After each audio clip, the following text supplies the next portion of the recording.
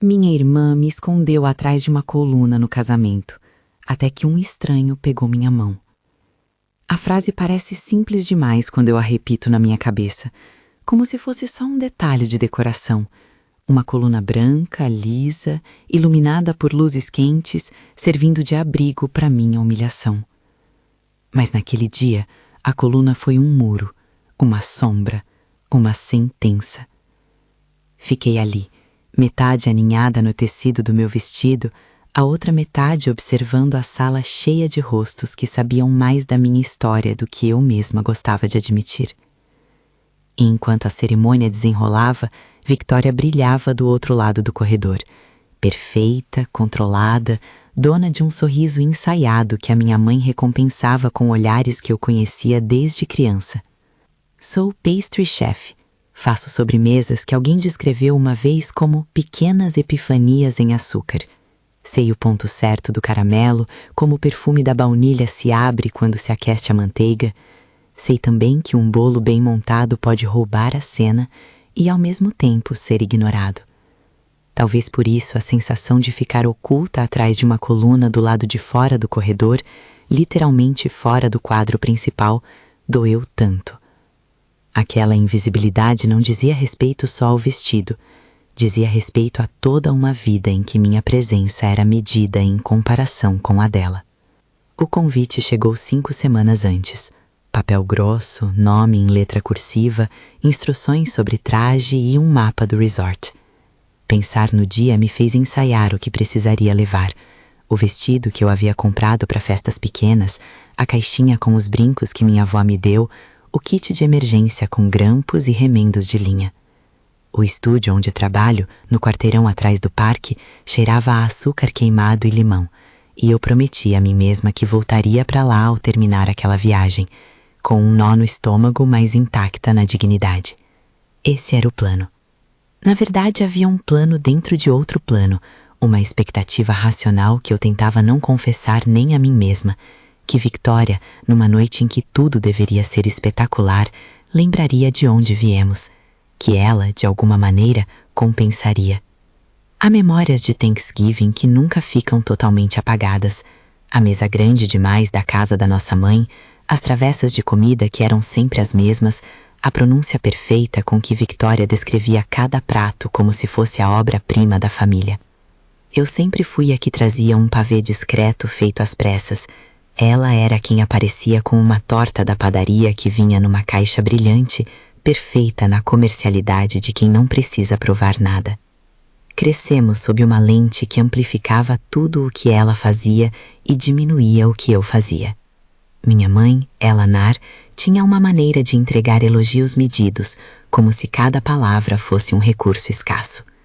Bom trabalho, Liz, dizia, e então virava para Victoria e deixava as vírgulas de admiração, os adjetivos estendidos como fitas douradas. Não que eu não fosse capaz de aceitar amor, apenas aprendi a calibrar a expectativa. Houve uma época em que eu tentava competir, imitar, encaixar minha vida nas lacunas que sobravam. Mais tarde entendi que meu valor não precisava ser um reflexo do deleite dedicado à minha irmã. Mas naquele sábado, antes de atravessar o hall do resort, todas essas memórias vinham junto com o perfume do meu batom. O resort era um lugar que sabia falar de celebração. Corredores com obras de arte modernas, vasos altos cheios de flores brancas, o brilho das lâmpadas refletindo no porcelanato. O salão principal tinha gramados verdes que desabrochavam para uma vista de montanha. A cerimônia seria ao entardecer, prometendo uma luz dourada que valorizaria cada rosto, cada traje. Meu vestido era simples, um tom de azul profundo que eu esperava que dissesse algo sutil. Aqui estou eu, sem precisar mais. Mas a dinâmica entrou em cena antes mesmo de eu tomar o primeiro gole de champanhe. O lugar de honra na fila foi ocupado, não por acaso, por pessoas da família que pareciam combinar entre si. Havia sorrisos coreografados, cumprimentos pré-determinados. Meu lugar, gentilmente oferecido pela assessora com uma voz prática, era num canto, atrás de uma coluna que, do meu ângulo, escondia parcialmente meu corpo. É melhor para ver a saída, ela disse. Ela achava que estava me fazendo um favor. Ela pensou estar resolvendo espaço. O que ela fez foi colocar-me entre cenário e objeto. Fiquei ali, uma peça de cenário. A cerimônia fluiu como uma onda de imagens, votos murmurados, o tempo que esticou em torno das alianças, o silêncio pesado quando o celebrante tocou nos nomes dos pais. O pai de Victoria falou com voz trêmula, olhos brilhando por uma emoção que parecia ter sido guardada para ocasiões de grande público. Minha mãe sorriu no ponto certo. Vê-los assim, engajados no espetáculo, foi um lembrete de que pertencíamos ao mesmo molde, só que cada peça do molde tinha sido moldada em lugares diferentes. Eu poderia ter saído. Tive esse impulso, uma vontade feroz e quase libertadora de pegar meu casaco e desaparecer no carro, voltar para a cozinha, para a banalidade segura do meu forno. Em outras circunstâncias, isso seria um gesto infinito de autoconservação. Mas havia também uma esperança pequena e teimosa de que algo diferente pudesse acontecer, que talvez uma conversa casual, uma piada boba, um olhar de reconhecimento deixasse claro para eles que eu existia. Talvez eu esperasse que só naquele dia alguém me visse de verdade. Foi quando senti a mão que me salvou do meu próprio impulso de partir. Ele estava do outro lado da coluna. Não sei ao certo quando o observamos um ao outro pela primeira vez. Às vezes acredito que foi naquele momento, com os votos ainda ecoando, quando ele me ofereceu um sorriso que não era público, era íntimo, como se quisesse me assumir só para si. Julian tinha uma cara que poderia ser descrita como comum, se não fosse por algo na sua postura. Uma calma afiada como uma faca bem afiada. Era estranho. Era óbvio que não fazia parte da família, nem dos amigos próximos dos noivos. Havia nele uma espécie de tranquilidade que me permitiu pela primeira vez respirar. Depois da cerimônia, quando os convidados começaram a se mover para o coquetel, Julian se aproximou e parou ao meu lado, do outro lado da coluna, como se aquela estrutura fosse um portal entre nós. Sua mão apareceu por sobre a superfície de pedra e, sem cerimônia, ele a estendeu. "Você está sozinha", disse, com uma voz que não era curiosa, não era invasiva, só constava. "Quer ser minha acompanhante por esta noite? Prometo que não conto a ninguém." Rimos. Era surreal, um homem me convidando para fingir um relacionamento num casamento em que eu tinha sido relegada ao anonimato. Mas havia algo subversivo no ato, uma recusa a aceitar a narrativa que me haviam imposto. Aceitei antes mesmo de ter certeza do porquê. Talvez porque a ideia de estar com alguém que declarava a minha presença, ainda que apenas por pretexto, soava como uma vingança silenciosa. Não era vingança no sentido vil, era a oportunidade de me reapropriar de uma imagem pública que me fora negada. Seus olhos eram castanhos, fluidos, como café com pouca crema. Seu aperto foi firme, nada teatral. "Sou Julian", ele disse. Eu lhe disse meu nome, ele não perguntou o que eu fazia para viver. Não parecia interessado em manter a etiqueta social. Em vez disso, ele observou minha mão, como se aquela seja a mesma que moldava massas, que testava o ponto do merengue, que deixava impressões na superfície de pequenas sobremesas. Havia curiosidade ali, uma curiosidade que não pedisse permissão. O coquetel foi uma série de planos curtos. Canapés passavam em bandejas, o som de risadas cheias, o tilintar de taças. Eu pude sentir, pela primeira vez naquela noite, os olhos se deslocando em direção ao novo par que se formara. Quando Julian me guiou por entre os grupos, a atenção mudou de mim, a filha invisível, para nós. Era impressionante como uma presença estrangeira podia reescrever as coordenadas da sala. Eu sabia que era um truque frágil. Sabia também que era, por hora, suficiente.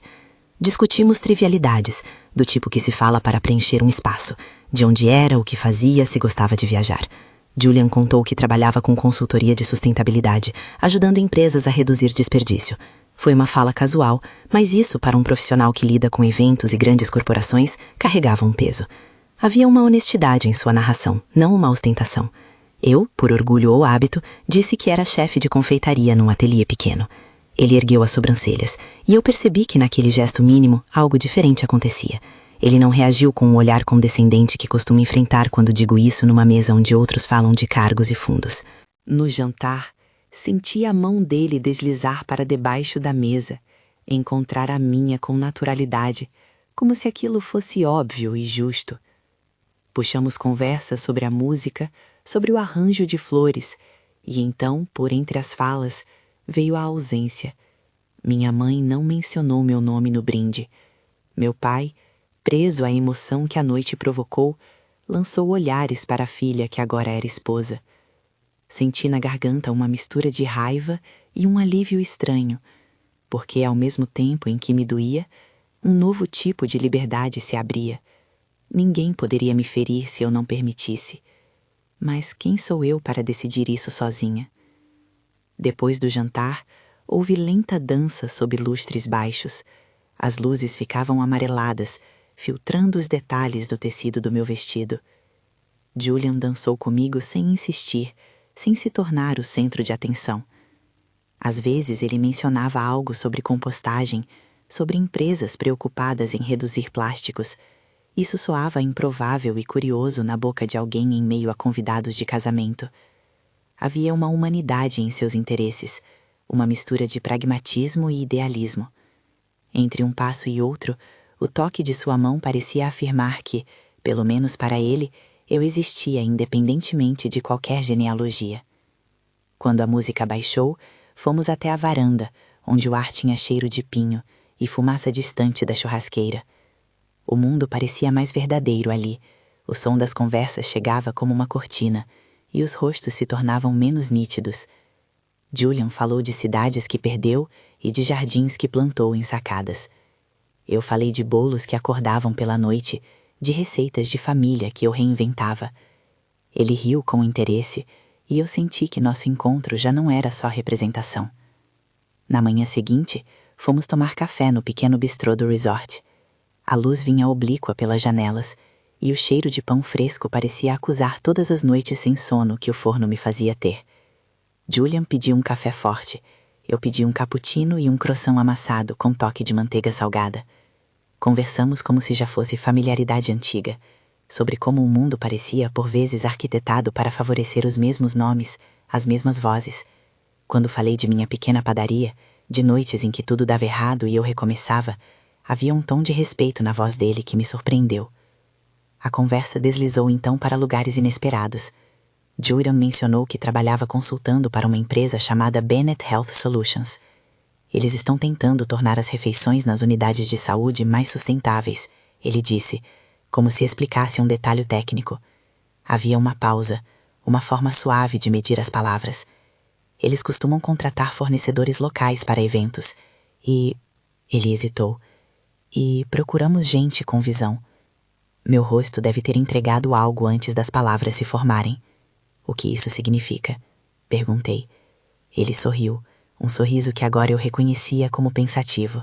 Significa que se alguém que entende de comida e de logística conseguir demonstrar como reduzir desperdício e ainda encantar paladares, pode haver convite.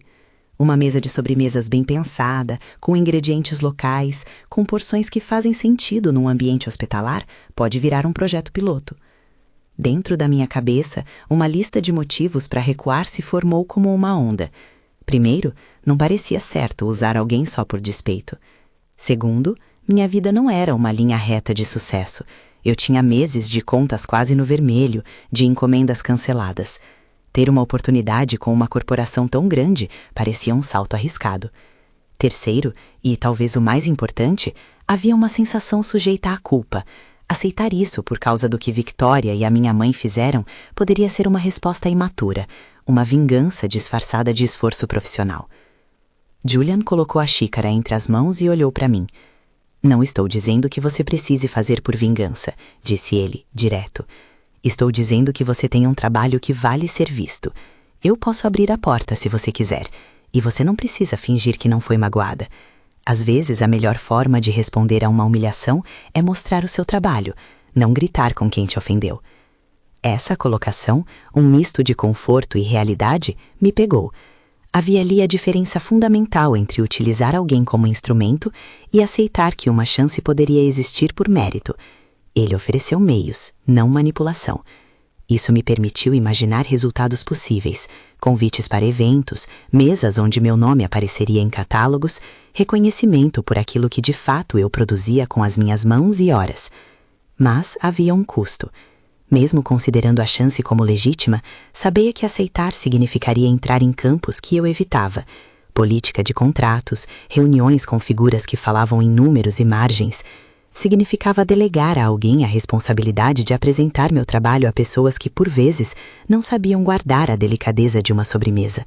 Significava sair do meu ateliê, da minha zona de conforto, para um universo de negociações e prazos que consumiam o sono. Eu não quero que pareça que estou me aproveitando de uma ferida, disse eu, com a voz baixa. Se eu for, quero que seja por mérito. Quero ser vista pelo que eu faço, e não só por quem me colocou atrás de uma coluna. Julian sorriu de novo, compreendendo, e estendeu a mão. Isso está certo, ele disse. E se você topar, eu não conto ao Bennett nada da sua vida pessoal. Eu só levarei o que seu trabalho precisa para falar por si. Havia argumentos práticos também. O evento seria em Denver no fim do mês. O prazo dava tempo suficiente para organizar um portfólio visual, provar receitas em menor escala e montar uma proposta que mostrasse não só doces bonitos, mas um plano de logística sustentável, redução de desperdício, embalagens pensadas. Era, em termos profissionais, uma estrutura viável. Em termos emocionais, era um convite a abrir uma ferida e deixar que outro a observasse. Naquele instante, senti a velha dúvida entre justiça e vingança, bater como uma porta que se abre e fecha. Eu poderia aceitar e transformar isso numa demonstração do meu valor, ou poderia recusar e manter a integridade do meu desconforto, a recusa de permitir que a humilhação alheia ditasse minha agenda.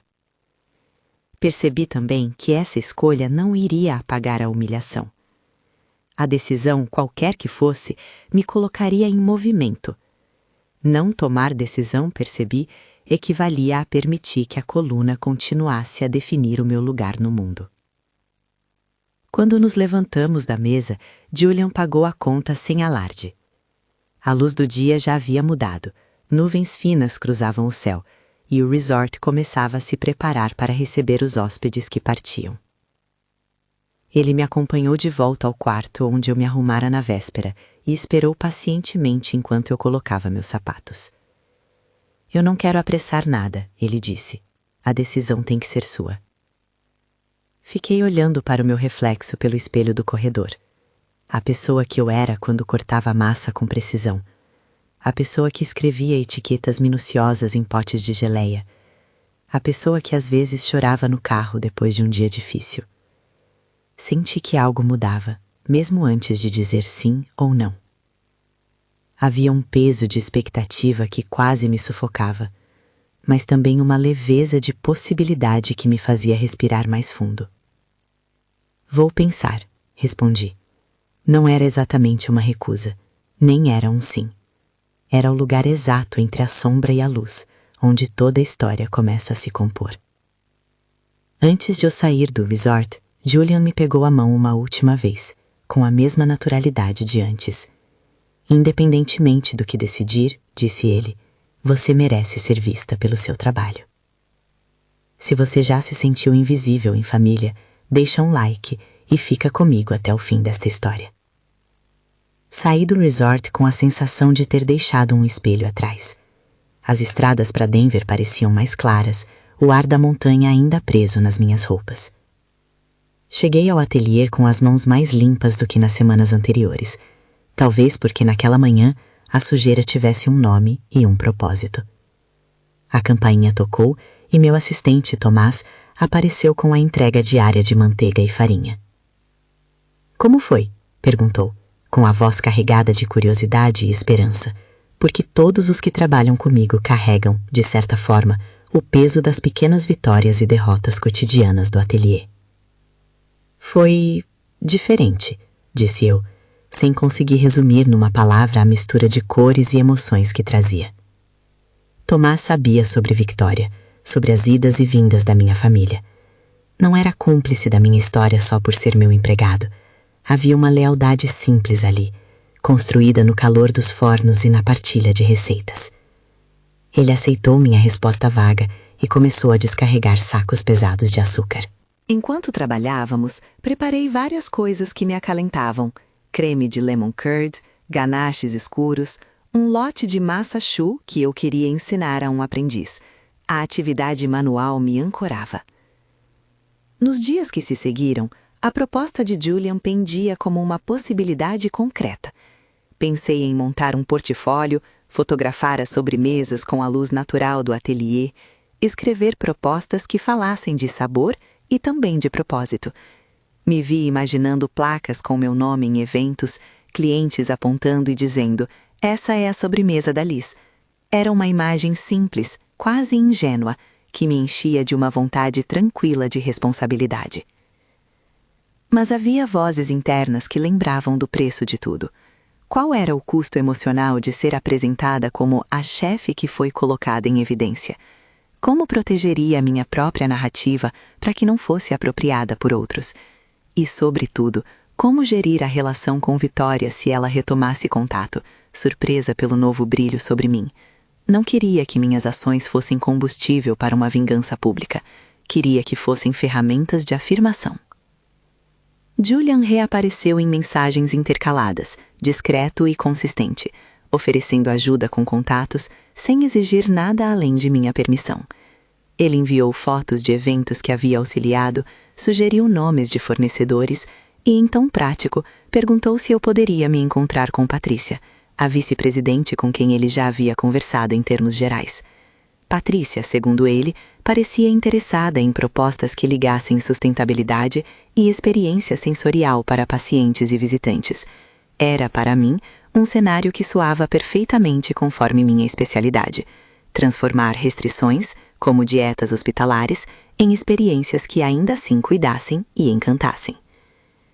Antecipei, então, o trabalho mental e prático: provas para um público de padrões técnicos, adaptação de receitas para quantidades maiores, investigação de fornecedores locais que pudessem acompanhar a escala e as normas.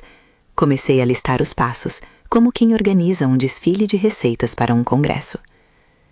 No meio desse planejamento, também precisei lidar com a parte mais terrena da vida: contas a pagar, encomendas já marcadas para a próxima semana.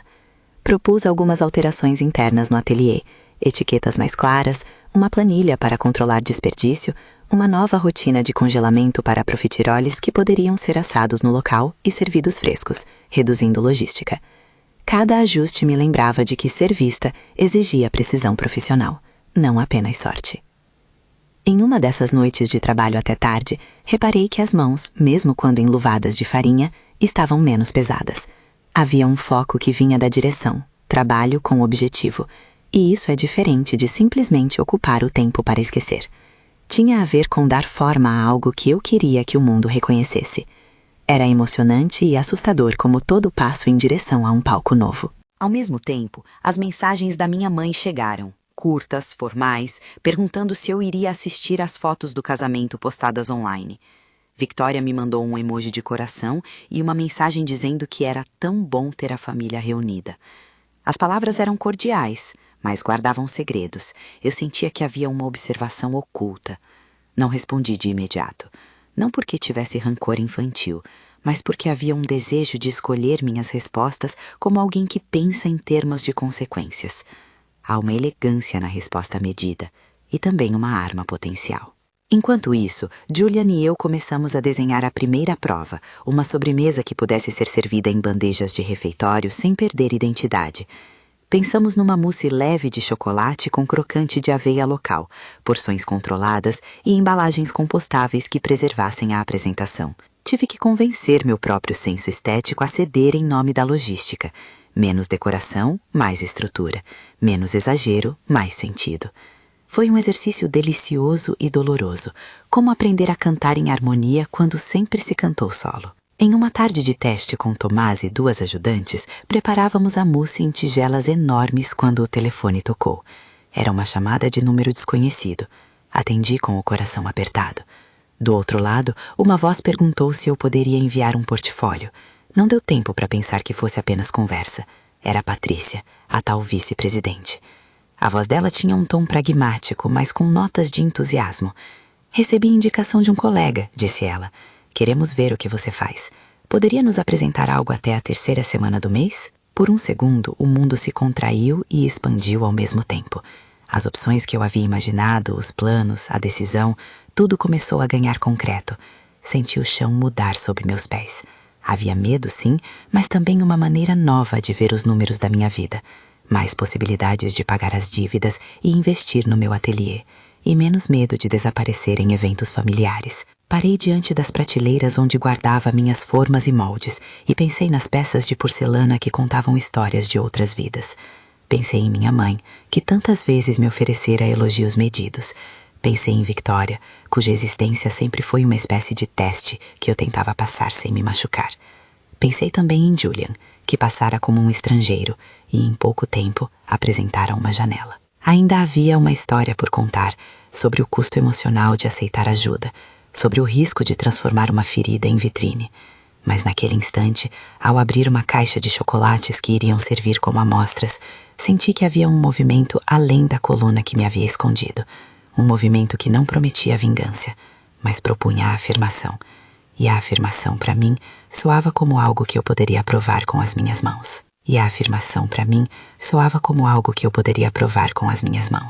A ligação de Patrícia mudou o rumo das noites que se seguiram.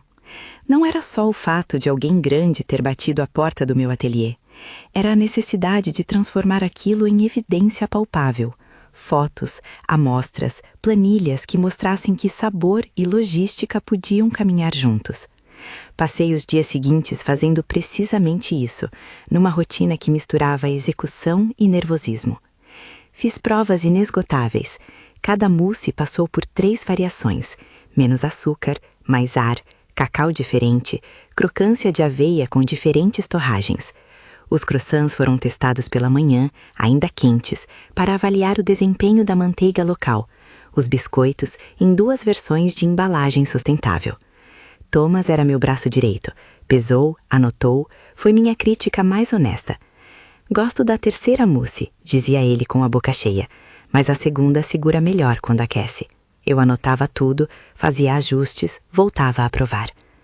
À noite, quando as luzes do ateliê se apagavam, eu ficava por mais tempo do que devia, revisando planilhas de custo, calculando porções por paciente, pensando em como preservar a estética sem desperdício.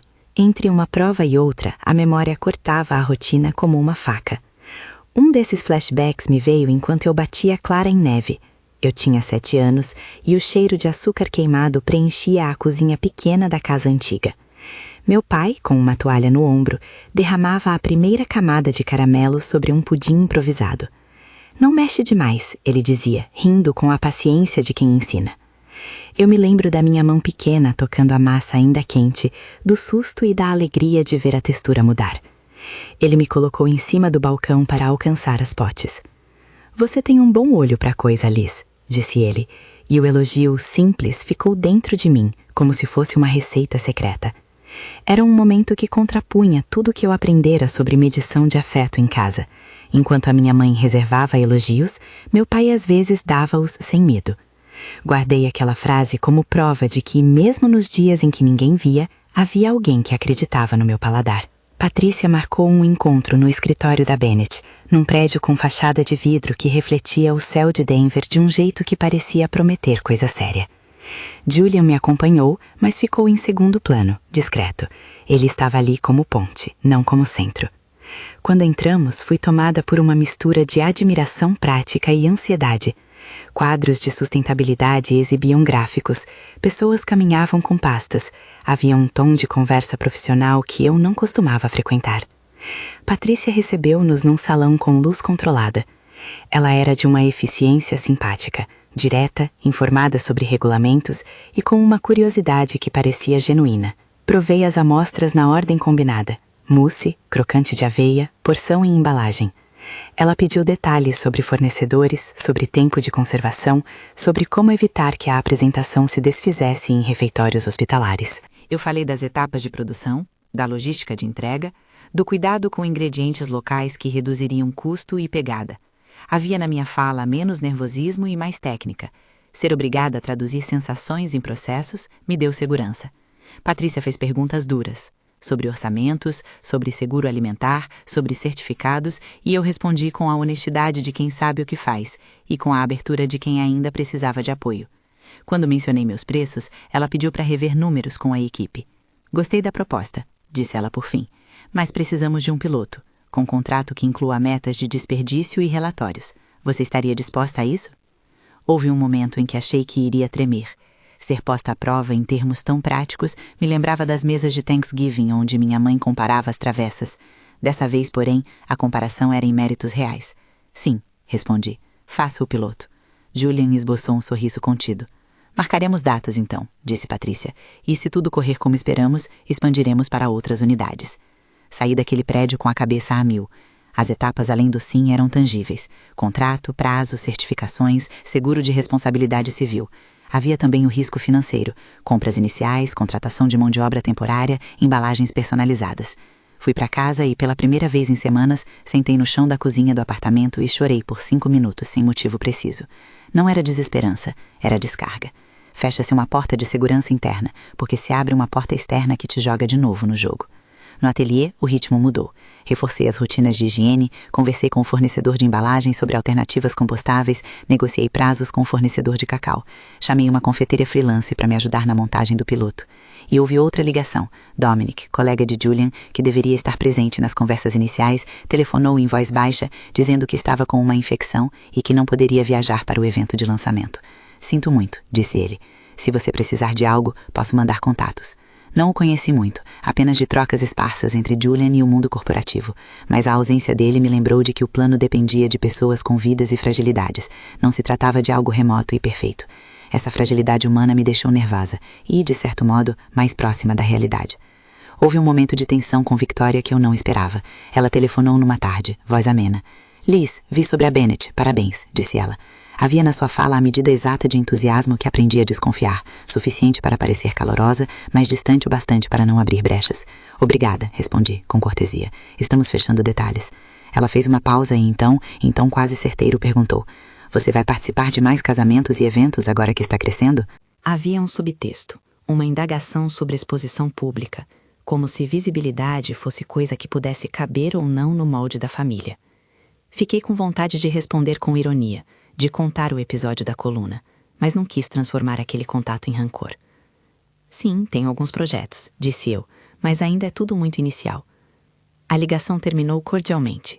Saí do telefone sabendo que aquilo não era nem um elogio, nem um ataque claro. Era apenas outra tática de medir limites, e eu havia decidido não me deixar medir por ninguém mais.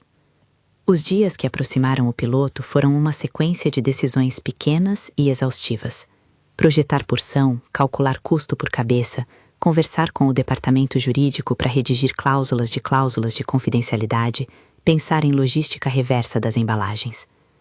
Um dos exercícios mais delicados foi adaptar as receitas para que fossem servidas em bandejas de refeitório sem perder identidade.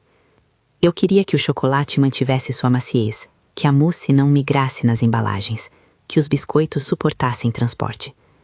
Inventei uma montagem modular, base crocante, mousse em copinho selado com uma película comestível e um floco de aveia caramelizada por cima, solto na hora de servir.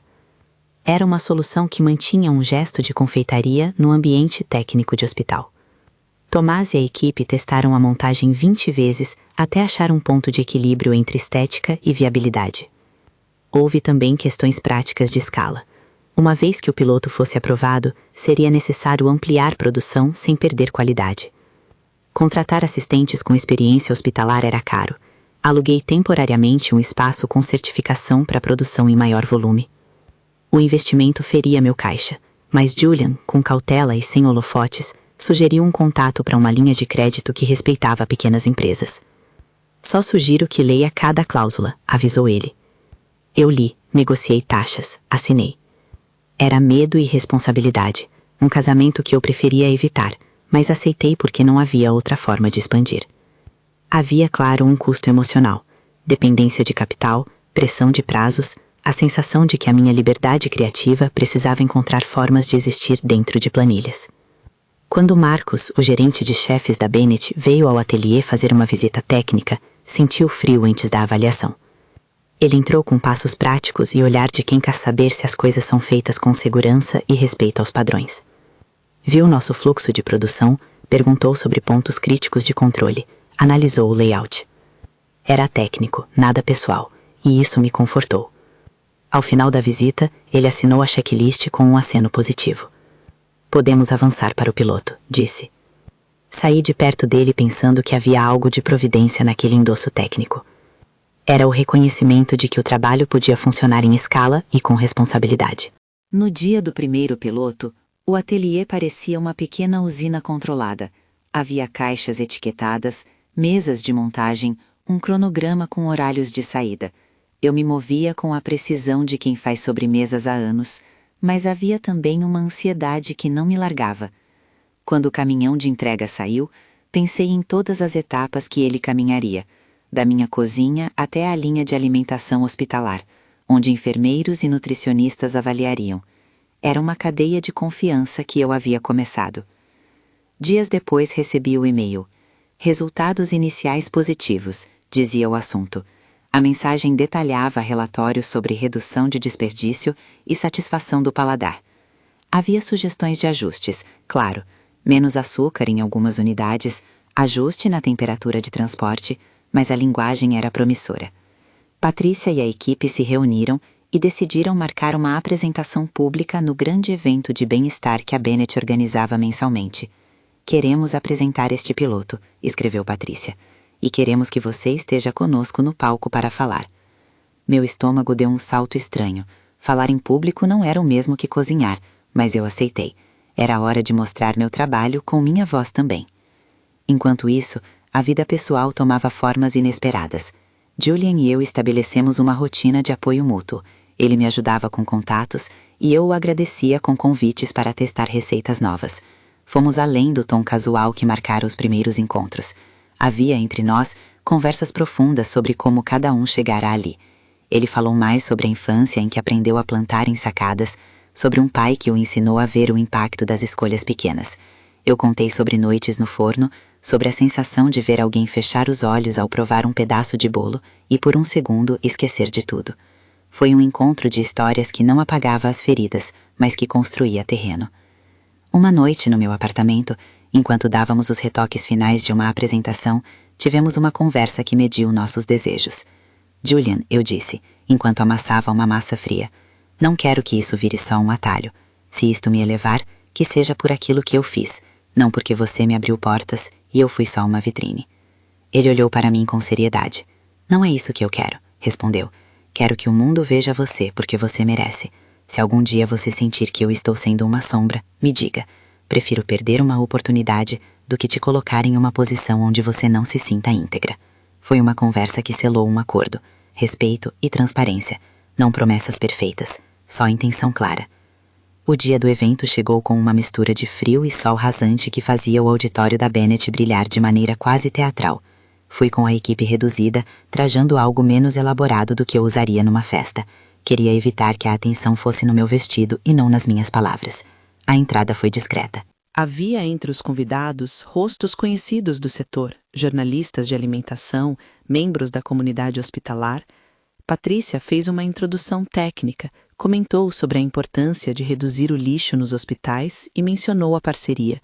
Quando me apresentou, senti a sala focar em mim como num éter súbito, olhares curiosos, celulares prontos para fotos. Eu respirei fundo e falei. Falei de técnica, falei de ingredientes locais, falei de como raízes simples podiam conversar com demandas grandes. Falei com firmeza do pensamento por trás de cada receita, que uma sobremesa não precisasse ser luxo desconectado, mas uma ponte entre cuidado e prazer. No final da apresentação, Patrícia fez um anúncio que eu não esperava. Diante dos presentes, ela leu uma nota sobre a decisão da Bennett de adotar o projeto piloto em mais 3 unidades, com um contrato de fornecimento por 6 meses, sujeito à revisão. Estamos felizes em formalizar isso hoje, disse ela, e convidamos a equipe da Liz para assinar conosco. O som que seguiu, aplausos, sussurros, respirações, foi como uma onda. Havia emoção, sim, mas também a sensação técnica de que algo fora catalogado, um contrato, assinatura, compromisso. Quando assinei os papéis, a caneta parecia pesada e leve ao mesmo tempo. Era a senha para um novo nível de responsabilidade. E então algo ainda mais pessoal aconteceu. Entre a plateia, avistei Victoria e nossa mãe. Elas haviam vindo com Gregory, o marido de Victoria, que parecia absorvido pelas conversas do setor. Ver minha mãe ali, de cabelo impecável, observando, foi estranho. Eu esperava surpresa, talvez um pequeno eco de reconhecimento. Em vez disso, senti uma mistura de orgulho contida e desconcerto. Victoria olhou para mim, os olhos arregalados por um instante, e voltou a conversar com Gregory, como se aquilo fosse apenas um detalhe casual. Minha mãe, por outro lado, levantou a mão e acenou em minha direção com uma expressão que eu não sabia traduzir. Era como se aceitasse a existência de uma realidade paralela onde eu havia podido brilhar. Não houve palavras naquele momento, só um movimento de mão e aplausos ao meu redor. Era longe do calor que eu sofrera desejar quando era criança, mas era algo, um ajuste no léxico familiar. Algumas pessoas foram até mim depois da apresentação. Um nutricionista abriu conversas sobre adaptar porções para diferentes restrições. Uma jornalista me perguntou sobre a escolha de ingredientes locais. Uma coordenadora de eventos pediu orçamentos para festas corporativas. Recebi cartões. Julian ficou ao meu lado com um sorriso que misturava orgulho e alívio. Ao final do evento, quando a maioria já se dispersava, minha mãe me procurou no corredor. O corredor tinha luz fria e ela estava mais próxima do que eu imaginara. Liz, disse ela, com a voz mais calma do que qualquer carta que já escrevera. Vi sua apresentação. Foi impressionante. As palavras eram pequenas, mas havia uma margem de sinceridade que me surpreendeu. Obrigada, respondi. Ela hesitou e então falou sobre ter pensado em nós como pessoas que se encaixavam em papéis e que talvez eu me descobrira de um modo que a surpreendia. A conversa foi breve, contida, e terminou com um abraço formal, que não era o mesmo tipo de abraço de antes, mas era um começo. Victoria, mais reservada, ofereceu um parabéns curto e técnico. Não senti hostilidade explícita, havia ao invés disso uma espécie de avaliação. Sei que para ela aquilo quebrava uma narrativa confortável. Eu, invisível, ela sempre em destaque. A presença dela ali, observadora, foi um lembrete de que a mudança de lugar de uma pessoa altera o mapa inteiro. Não imaginei reconciliação imediata, imaginei sim um redesenho, respeito formal, talvez maior distância emocional. O contrato trouxe mudanças concretas. Passamos a ter entregas regulares, recordes de trabalho de equipe, horários que exigiam organização e disciplina. Contratamos 2 pessoas em tempo parcial. Ajustamos o layout do ateliê para a produção em série, sem perder a alma artesanal. As primeiras semanas foram extenuantes. Houve erros, um lote que não saiu conforme o padrão, uma embalagem que cedeu. Aprendemos com tudo isso. A empresa pediu relatórios mensais sobre desperdício e satisfação e eu aprendi a apresentar dados como se fossem receitas. Esse processo me deu algo precioso, a convicção de que meu trabalho funcionava em escala e podia ser replicado sem perder identidade. Enquanto o trabalho avançava, a relação com Julian também se consolidava. Não foi um romance de cinema, não havia aqui o deslumbre de encontros perfeitos, mas sim um companheirismo prático. Ele vinha nos dias de entrega, quando podia, ajudando a coordenar a logística, e às vezes trazia plantas que tinham sido rejeitadas de feiras locais para eu testar. A gente tem que diminuir a pegada, dizia ele com um sorriso de nerd feliz. Tivemos conversas longas sobre futuro, sobre o que cada um queria, sobre como a visibilidade poderia afetar a privacidade. Será que vamos aguentar isso? Perguntei uma vez, temendo que fama e contratos trouxessem impressões que a gente não queria. A gente ajusta, respondeu ele com calma. Ajustar virou um verbo comum em nossas conversas. Os meses foram passando. A mídia local fez uma matéria breve sobre a parceria. O ateliê cresceu no número de encomendas. O telefone tocava mais vezes. Havia reconhecimento profissional que não era simples vaidade. Eram oportunidades financeiras que me permitiam pagar dívidas antigas e investir em equipamentos novos. Ao mesmo tempo, olhar no espelho era olhar para alguém que havia sido testada em nervos e planilhas, e saiu inteira. Nem intacta, porque sempre carregamos marcas, mas intacta em termos de identidade. A família reagiu de maneiras diversas. Minha mãe passou a telefonar com mais frequência, enviando mensagens com comentários sobre como estava orgulhosa, mas também perguntando se eu poderia ir a jantares na casa dela com mais frequência. Eu senti naquele convite a ambivalência antiga. De um lado, o desejo de reinserção, do outro, a necessidade de experimentar limites. Concordei em ir algumas vezes, por educação e por desejo genuíno de reconstruir pontes. Em uma dessas visitas, me sentei à mesa e vi a travessa que Victoria trouxe, a mesma torta da padaria brilhando com um verniz quase plastificado. Senti que a cena era simbólica. 2 mesas de sabores diferentes, ambas ali, e eu livre para escolher com qual delas me relacionaria. Victoria, por sua vez, adotou um comportamento de respeito educado. Havia menos comentários pontiagudos nas reuniões de família. Ela passava mais tempo com Gregory e falava de projetos de trabalho. Houve uma tarde em que ela me enviou uma mensagem pedindo conselho sobre um presente para a mãe. Fiquei surpresa, atiçada por um lampejo de proximidade. Respondi com cuidado, oferecendo opções que eu sabia que minha mãe apreciaria. Um caderno de receitas, uma seleção de chás locais. Foi um gesto pequeno, mas talvez o primeiro sinal de que nosso relacionamento encontrava novos termos. Não significa que tudo se tornou perfeito. Houveram conflitos sutis, um comentário da minha mãe em público que me cutucou, uma ausência dela em datas que eu esperava a presença. Mas também houve cenas de cuidado inesperadas. Ela trouxe uma travessa de marmelada que minha avó costumava fazer, e eu, ao provar, senti a memória quente que há muito acreditara perdida. Percebi que os laços de sangue não desapareciam magicamente por causa de um contrato ou de um contrato assinado. Eram tecidos com fios complexos, que exigiam tempo para mudar de textura. Houve também um custo para mim, pessoal. Ao me tornar invisível, vieram expectativas. Um cliente me pediu para criar uma sobremesa instagramável para um evento nupcial. Senti o desconforto de ter que adaptar meu estilo. Tive noites sem sono, preocupada com a qualidade e com a possibilidade de falhar. Às vezes pensei se havia me tornado algo que eu não reconhecia, uma marca. Foi nesses momentos que voltei ao básico. Pegar farinha, sentir a textura, lembrar da voz do meu pai dizendo que eu tinha um bom olho. A fidelidade àquilo que eu fazia me mantinha ação. Meses depois do anúncio no evento da Bennett, houve um reconhecimento público mais amplo, uma citação em uma revista local sobre iniciativas sustentáveis na alimentação hospitalar. Meu nome apareceu ao lado de soluções práticas. As encomendas aumentaram e, com isso, a possibilidade de contratar mais gente e dar estabilidade a quem trabalhava comigo. Lembro-me bem da tarde em que abri um e-mail confirmando que conseguiríamos contratar oficialmente 2 funcionários em tempo integral. Senti uma mistura de alívio e responsabilidade. A alegria tinha um sabor bom, mas pesado, como um chocolate amargo que sabe de triunfo e de custo. O vínculo com Julian se aprofundou, não sem tensão. Houve discussões sobre horários, sobre como dividir tarefas, sobre o quanto envolver a vida pessoal nas decisões profissionais. Em uma dessas discussões, eu disse algo que ainda ecoa.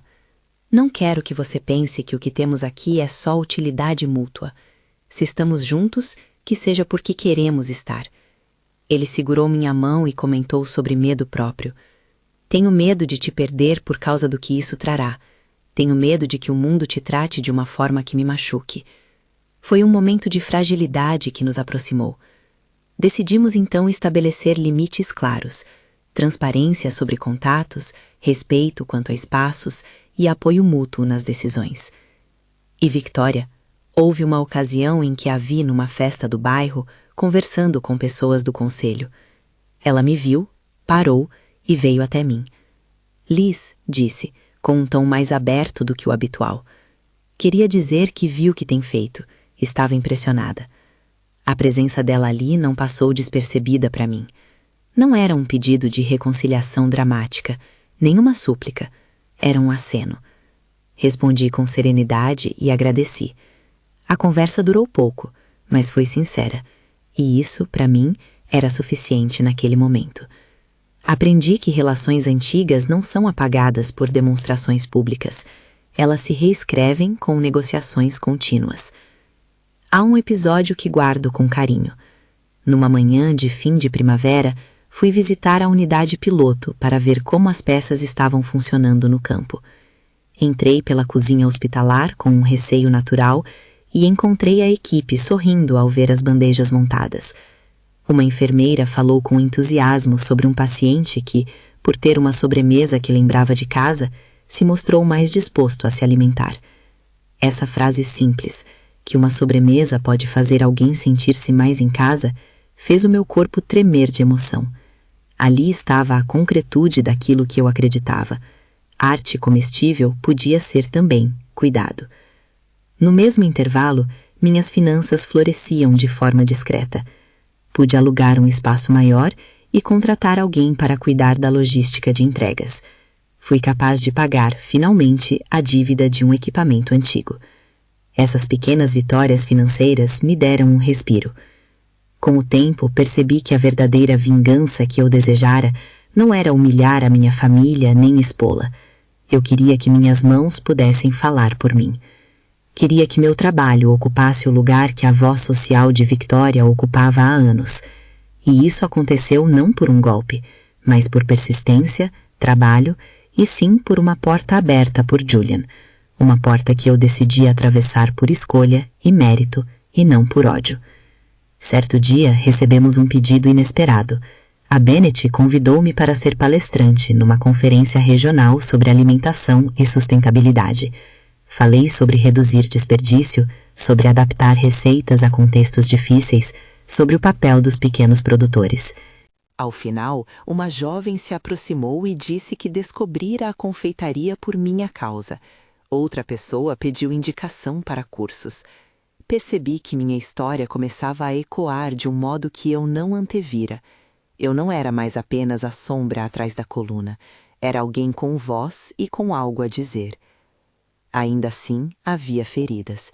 Às vezes sonhava com o corredor do casamento, com a coluna branca entre mim e o mundo, e me via dividida entre um desejo de voltar no tempo e consertar as coisas e a aceitação de que algumas coisas são apenas parte do que fomos.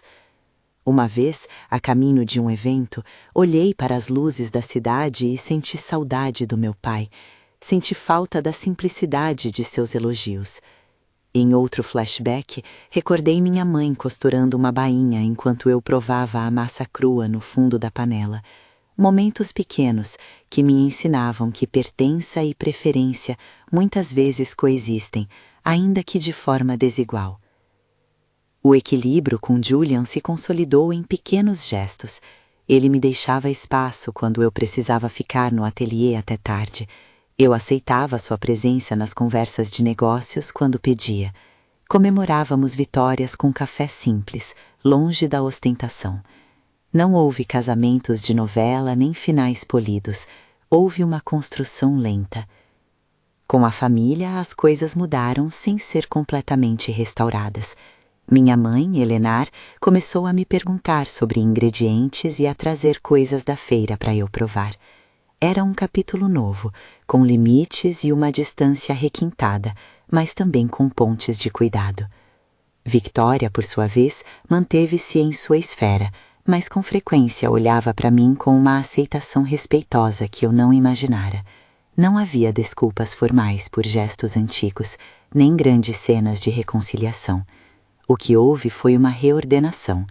O que antes era dominância social passou a conviver com a minha presença assertiva, e eu aprendi a viver com essa ambivalência.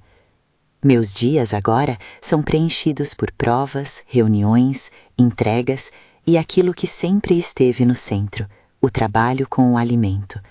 Às vezes me pego sorrindo sozinha ao testar uma receita nova, porque sei que há pessoas que vão ter um minuto de prazer por causa do que faço. Esse reconhecimento não remove as feridas, mas as coloca em contexto.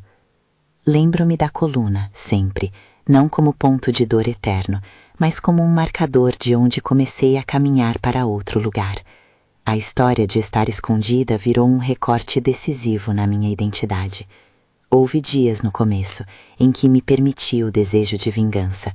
Confesso que a ideia de uma pequena revanche pública me passou pela cabeça.